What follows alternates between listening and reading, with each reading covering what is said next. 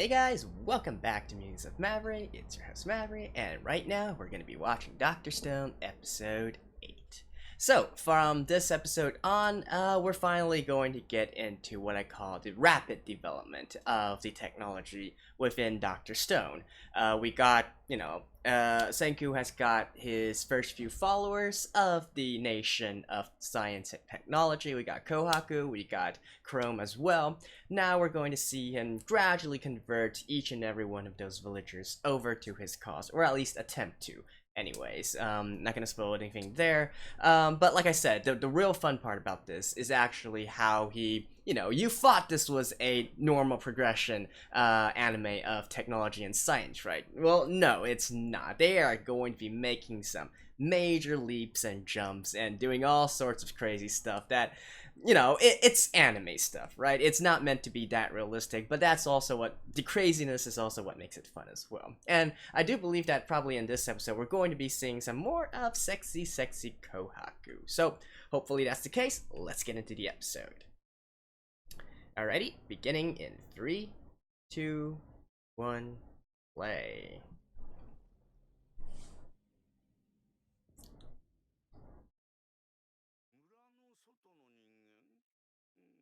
Ah, these.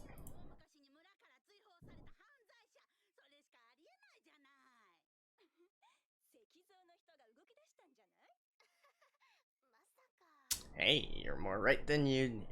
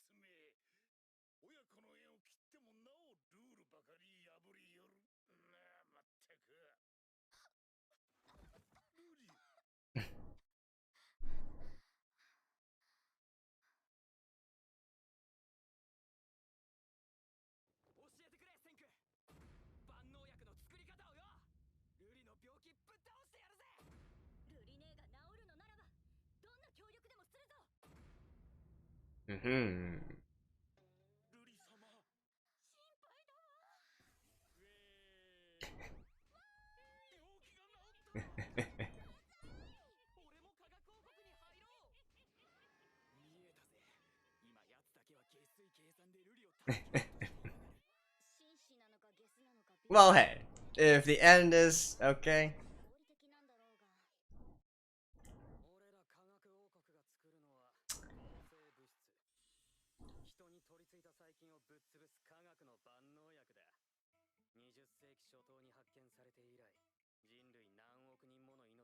Yeah, it's actually one of the most important discoveries in modern medicine and science as well. Well, probably saying discovery is a little bit misleading, but at least the mass acceptance and production of it. Penicillin. Penicillin.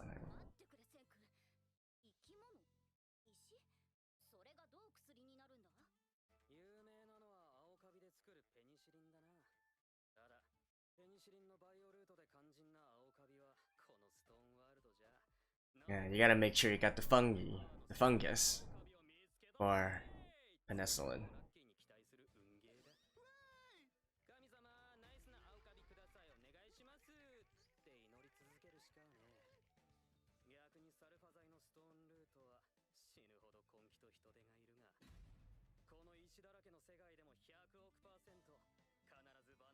So instead of leaving it to chance, he's actually going to produce it himself.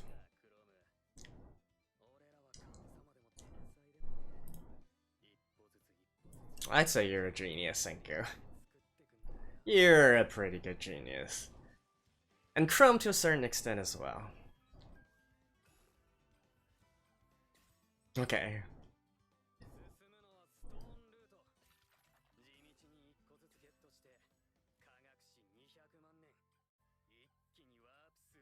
Yep.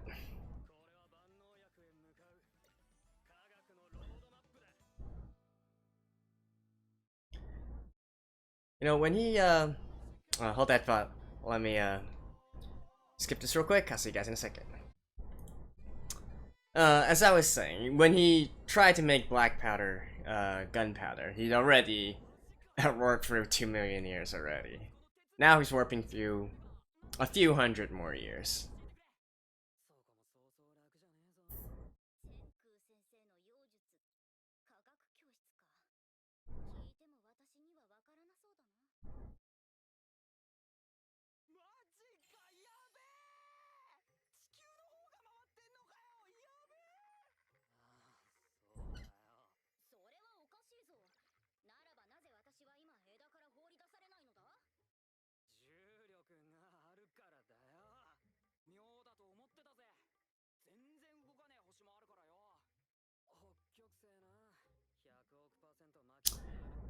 But the funny thing is, actually, humans discovered that a long time ago. Even before Galileo.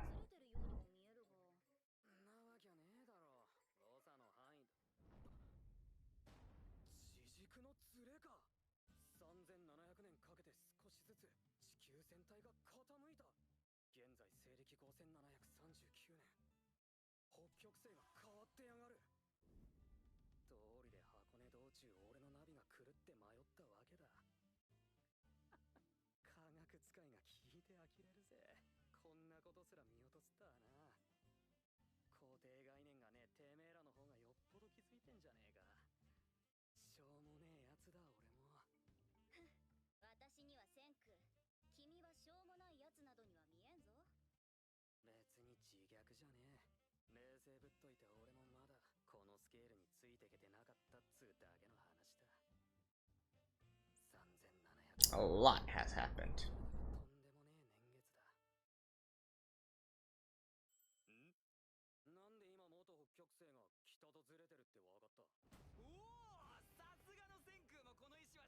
Of course, you gotta have some way of determining where true north is. And the only other way besides stars is compasses. The magnetic field of the Earth.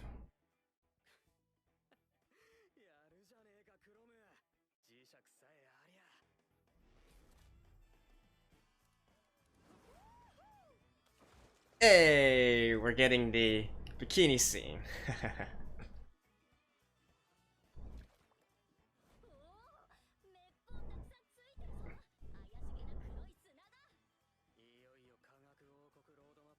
Ah, that was the only scene? Dang it.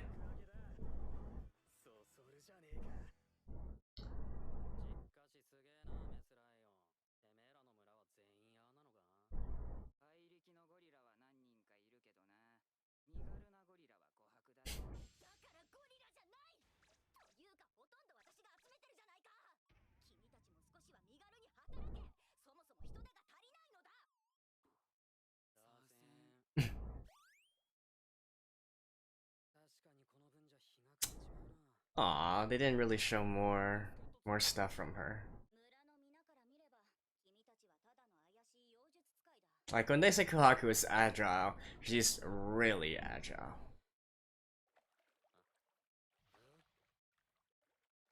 Hey!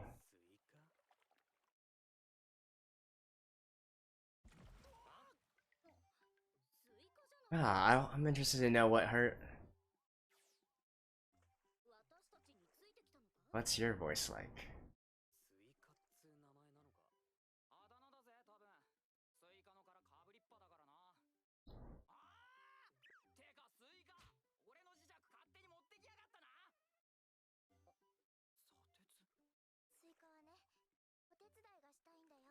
Hmm.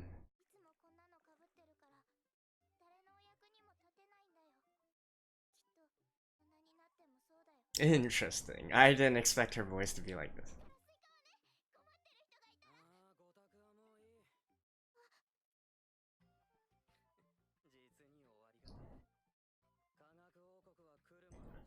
Damn, Senkuu was ripped, man. For being such a skinny dude with no power, he's got some good proportions.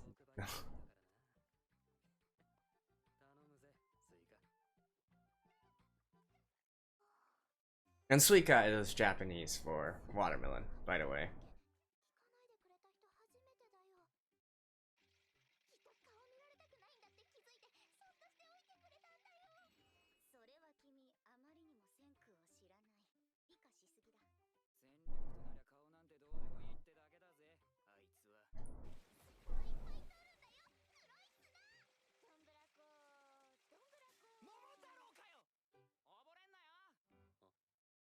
Momotaro.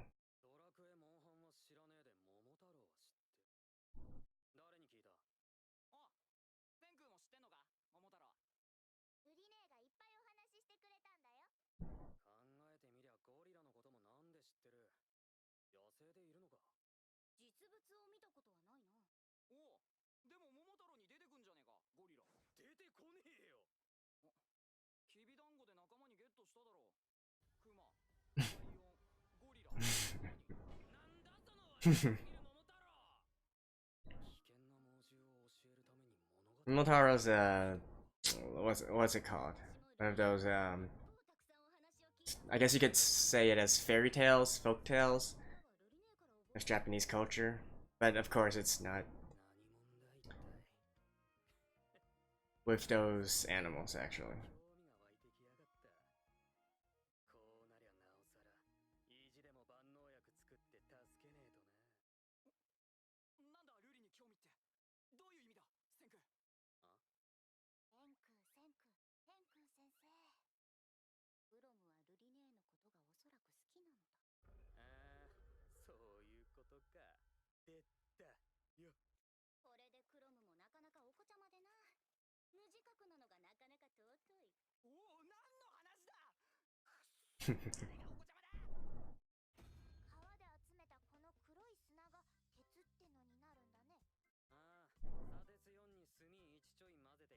So first they're leaping into the Iron Age.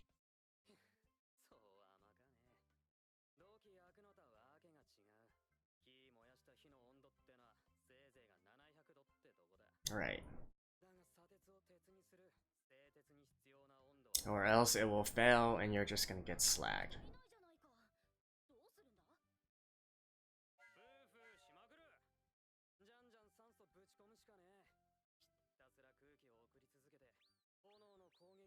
If any of you guys have seen primitive technology, the channel Primitive Technology,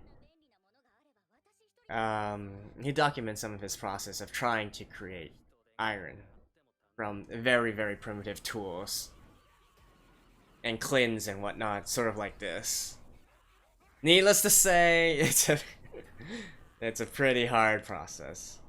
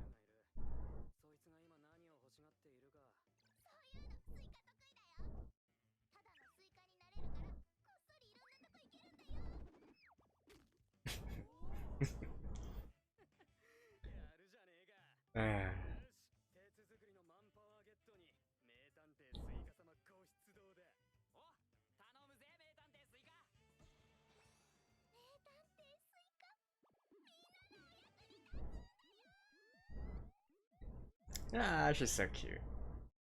He's a great character in the manga as well.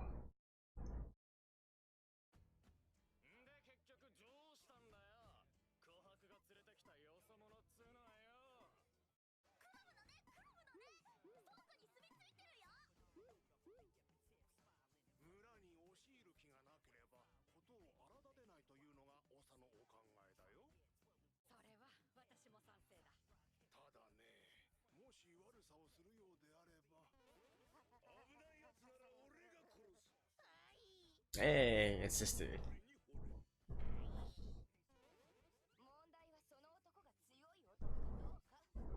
And of course, the three babes.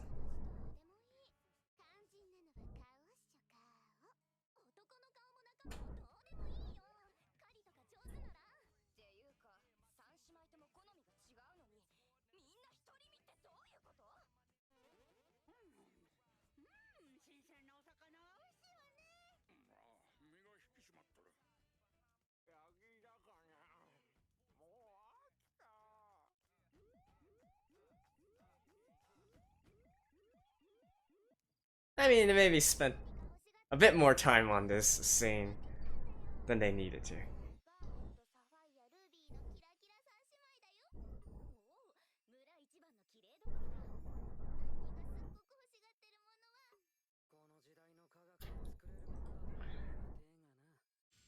A boyfriend!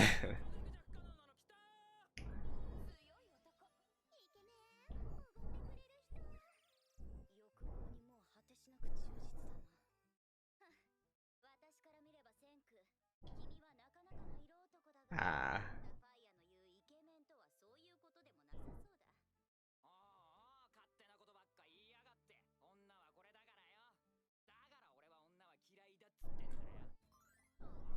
You're like a 5th grader or something.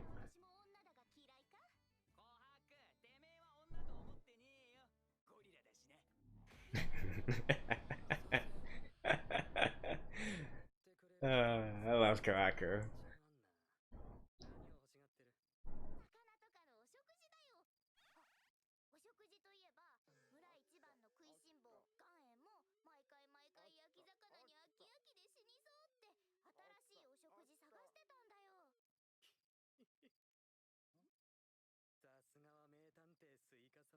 Of course, the quickest way to gain someone's loyalty is through their stomachs.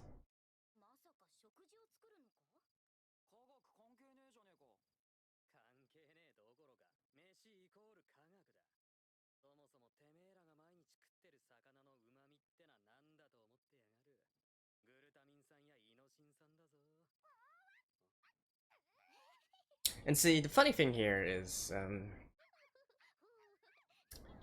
so if you guys recall a few episodes ago, I mentioned how civilization really comes together because it's just more efficient that way, right? And but these, division of duties and whatnot, and that is why people started gathering together. Now, however, what actually makes the leap from a small group of people to eventually a village, a town, and whatnot is actually in how much food you can make in order to support that kind of population. And as you can see from their diets, they're still pretty much hunter-gatherers instead.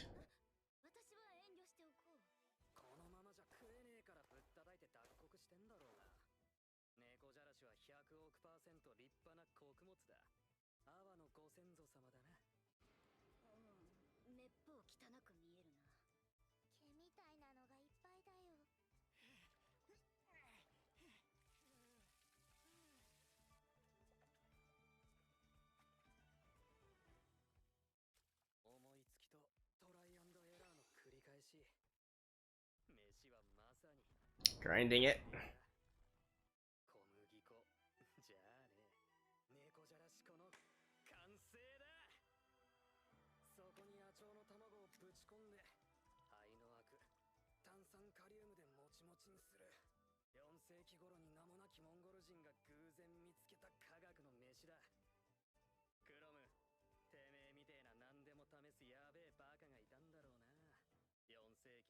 Of course, that's how humans got this far.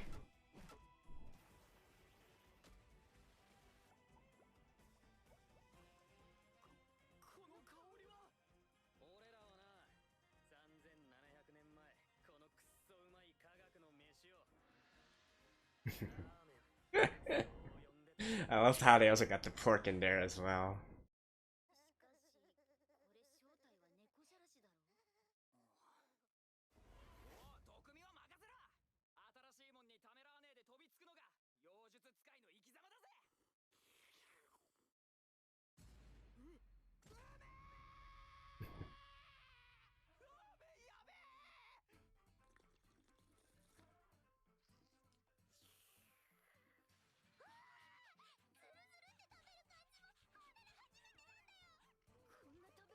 And you'll notice they even know how to use chopsticks.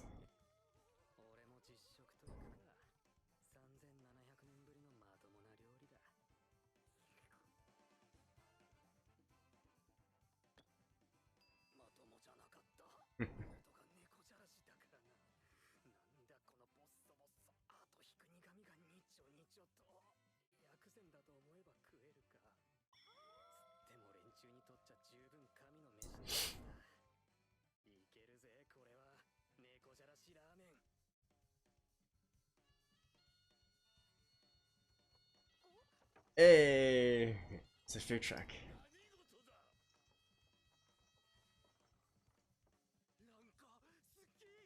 Oh, are we gonna be? We have no time anymore. But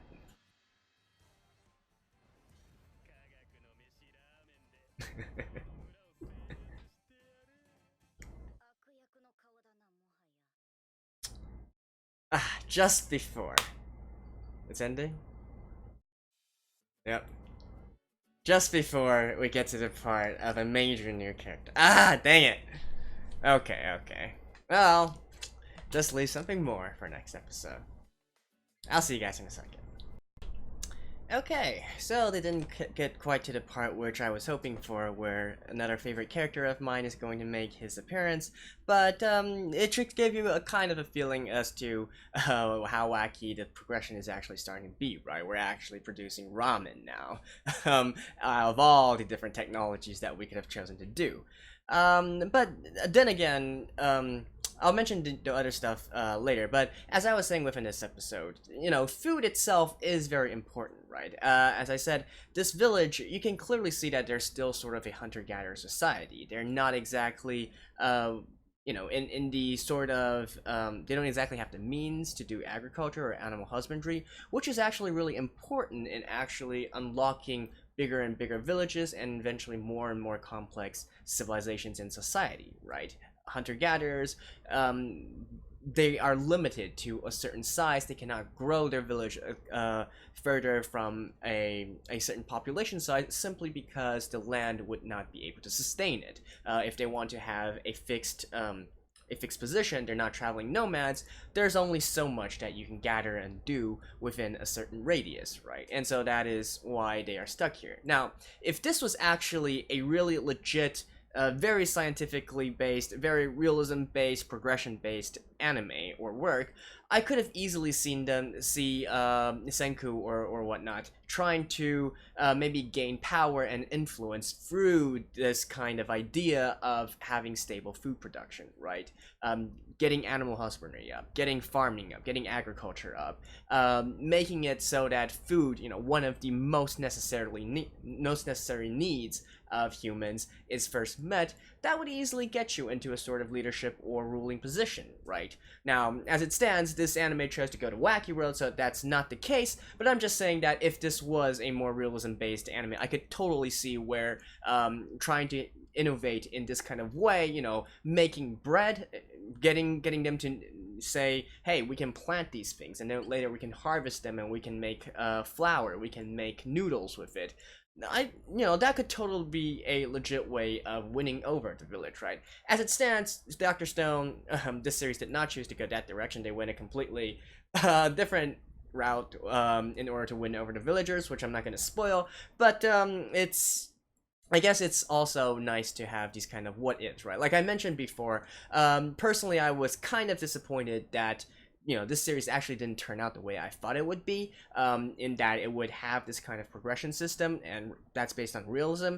But this Dr. Stone itself has still remained one of my favorite works of recent years, simply because how over the top it is. So, I guess something lost, something gained, right? So, yeah, that's all I have to say in regards to the food part. Now, perhaps more interestingly is the roadmap that Senkuu has laid out in order to obtain these antibiotics, right? And he chose the route of sulfurid, sulfur. I believe it's sulfonamide.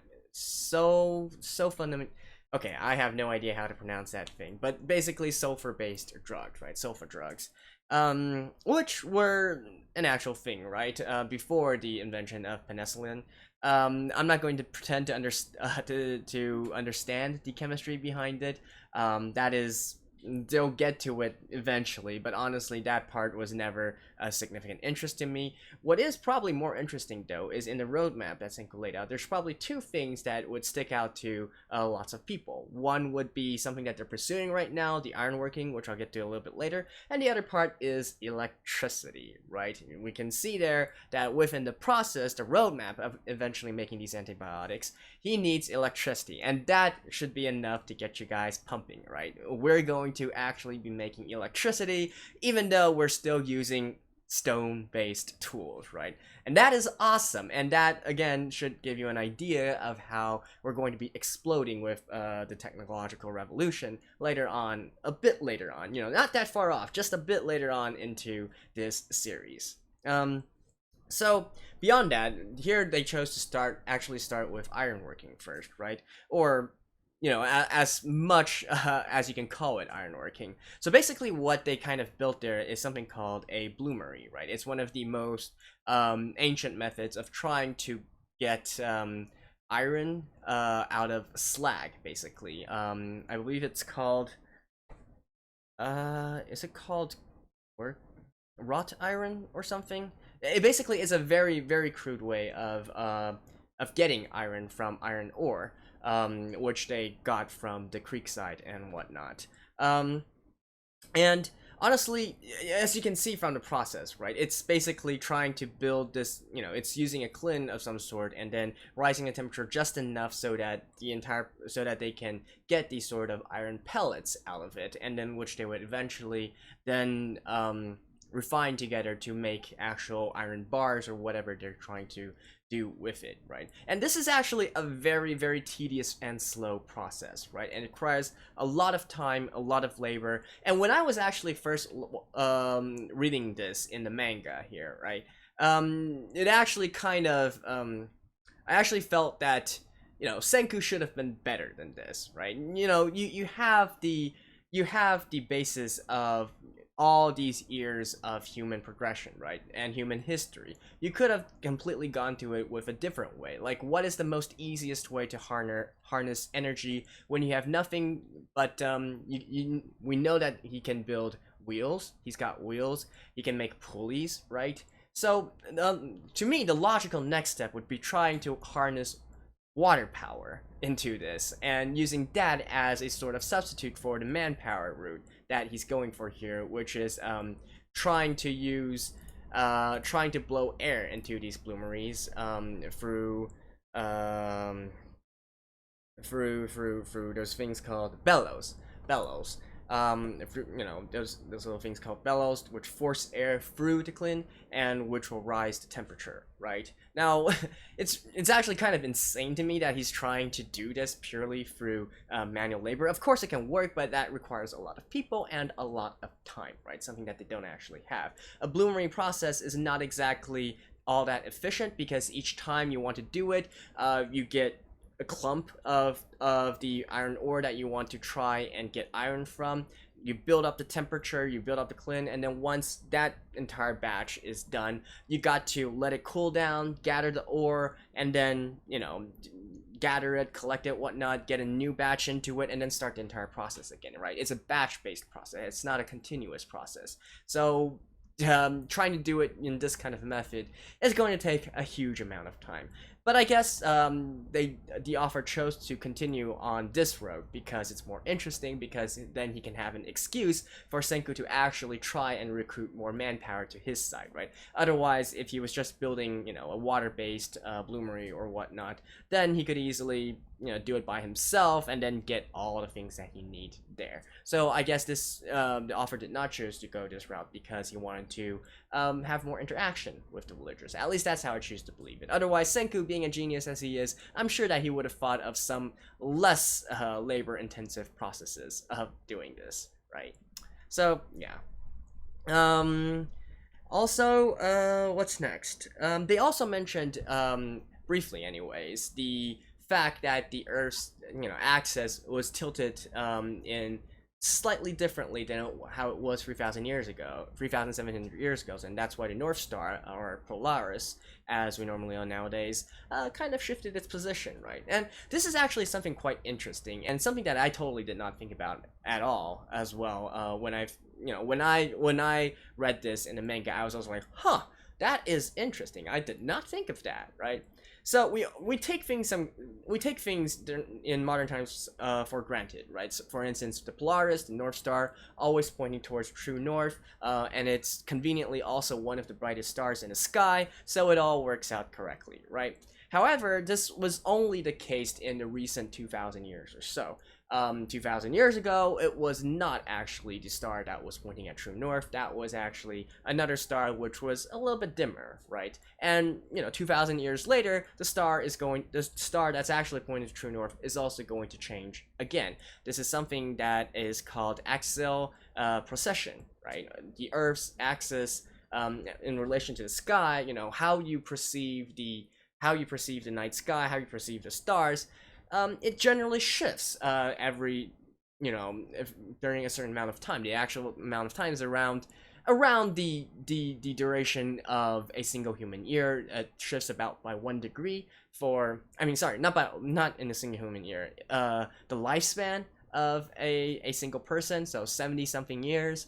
It shifts by 1 degree, and so normally for most of us it's not going to matter, right? It's barely perceivable to us in our lifespan, but over 3,700 years, of course it's actually going to change a bit. So I thought that was a nice little touch there as well, and definitely something that probably most people wouldn't think of at all. So kudos to the author for actually taking this into account.